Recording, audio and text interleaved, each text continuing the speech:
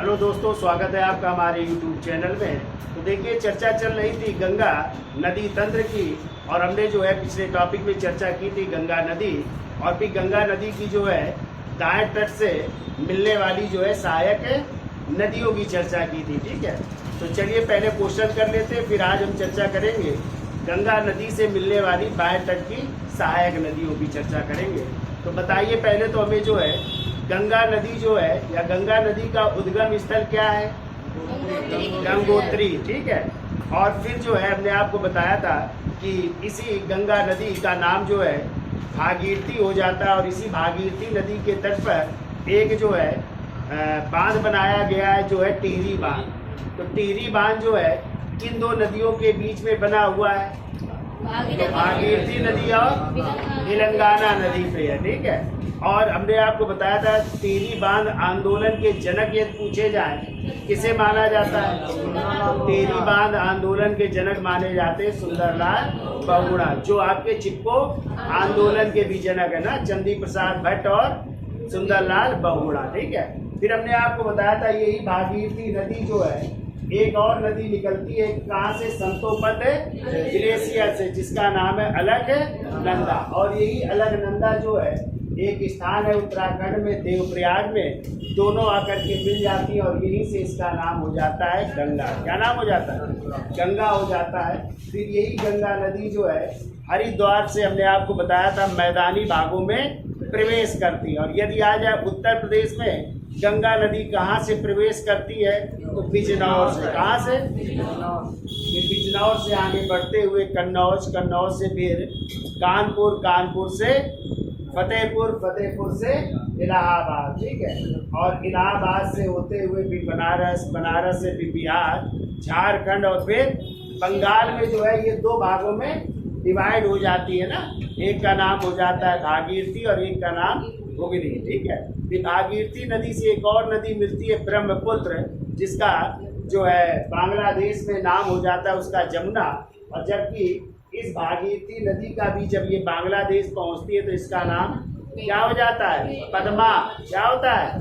पद्मा। और यही पद्मा और जमुना जब मिलती है तो एक और नदी बनती है मेघना। तो मेघना नाम से फिर बंगाल की खाड़ी में गिर जाती है। फिर हमने आपसे चर्चा की थी कि इस गंगा नदी से जो है किस तट पर? दाएं तट से मिलने वाली नदियां कौन कौन सी थी? पहली राम गंगा नदी, और बाएं तट से मिलने वाली नदियां। तो राम गंगा नदी कहाँ से निकली है? गढ़वाल से निकली है ना। और रामगंगा नदी के किनारे हमने आपको बताया था एक राष्ट्रीय उद्यान है। कौन सा? जिम कॉर्बेट राष्ट्रीय उद्यान, जिसका पहले नाम था हैरी राष्ट्रीय उद्यान, लेकिन अब कर दिया गया रामगंगा राष्ट्रीय। फिर हमने आपको बताया था एक और नदी मिलती है, और वो है गोमती नदी। गोमती नदी कहाँ से निकली है? फुल्लर झील, पीलीभीत, उत्तर प्रदेश से निकली है। और इसी गोमती नदी के किनारे उत्तर प्रदेश की राजधानी लखनऊ है, और एक शहर है जौनपुर। ठीक है, गोमती नदी के किनारे। तो बताइए, जौनपुर शहर की स्थापना किसने की थी? फिरोज शाह तुगलक ने। किसके नाम से? अपने भाई जौना खां। और जौना खां किसका नाम था? मोहम्मद बिन तुगलक का नाम था। ठीक है, फिर हमने आपको बताया था जौनपुर को ही भारत का सिराज या सिराज-ए-हिंद कहा जाता है, और यहीं पर एक मस्जिद है। कौन सी? अटारा मस्जिद। ठीक है, गोमती के बाद और कौन सी नदियां हैं? घाघरा नदी। फिर कौन सी नदी है? गंडक नदी। गंडक का नाम सादा नीरा या गंडक नदी। फिर कोसी नदी, जिसे बिहार का शोक कहा जाता है। ठीक है, तो ये सब किस तट की नदियां हैं? बाएं तट की। अब देखो दाहिने तट की नदियां कौन कौन सी है। तो क्वेश्चन आता है कि गंगा की सबसे बड़ी सहायक नदी कौन सी है? यमुना नदी। कौन सी है? यमुना नदी। और यमुना नदी कहाँ से निकली है? यमुनोत्री से। और यमुनोत्री जो है बंदरपुर उत्तरकाशी उत्तराखंड में स्थान है, वहां से निकली है यमुना नदी। और ये फिर यमुना नदी जो है आपकी कहाँ होते हुए औरैया, हमीरपुर, बांदा, फतेहपुर होते हुए इलाहाबाद या प्रयागराज में किससे मिल जाती है? गंगा नदी से मिल जाती है। ठीक है, अब देखो यमुना नदी की भी सहायक नदियाँ पूछ ली जाती है।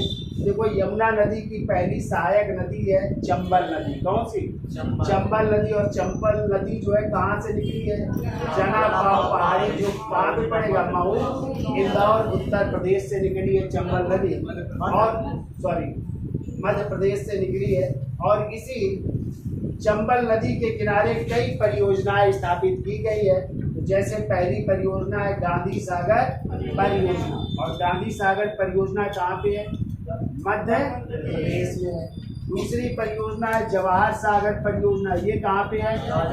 राजस्थान में। और तीसरी है राणा प्रताप सागर परियोजना, और ये भी कहाँ पे है?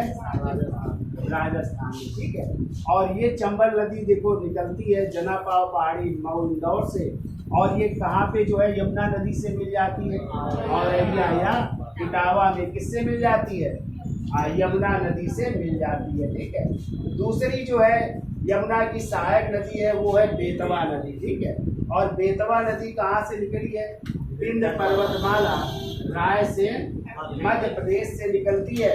और ये फिर जो है हमीरपुर में जो है किससे मिल जाती है? यमुना नदी से मिल जाती है। ठीक है, बेतवा नदी।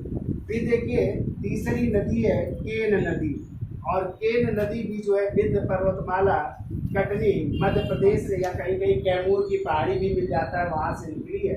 और ये कहाँ पे जो है यमुना नदी से मिल जाती है? बांदा से जो है यमुना नदी में मिल जाती है। तो ये आपकी इसकी सहायक नदियाँ हो गई, यमुना की सहायक नदियाँ हो गई। ठीक है। फिर इसके बाद देखो टोंस नदी है जिसे तमसा नदी के नाम से भी जाना जाता है।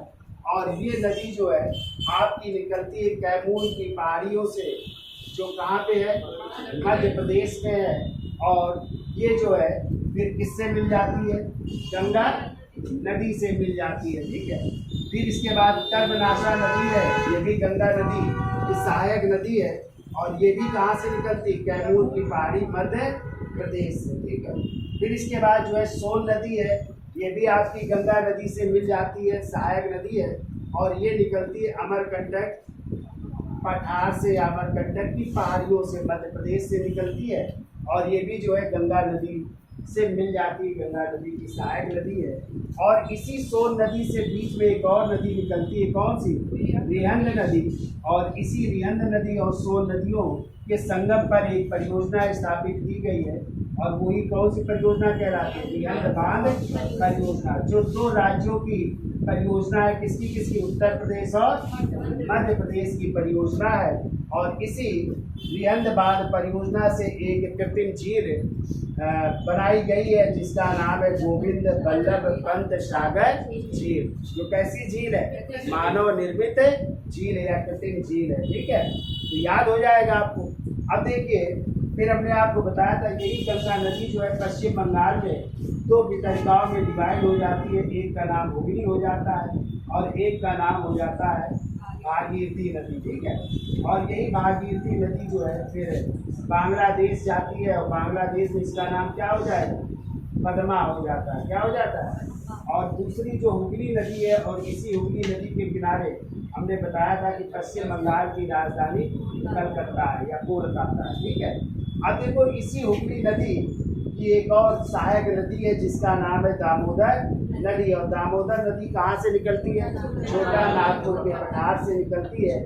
और इसी दामोदर नदी पर एक परियोजना स्थापित की गई है जिसे कहते हैं दामोदर घाटी परियोजना। कौन सी? दामोदर घाटी परियोजना।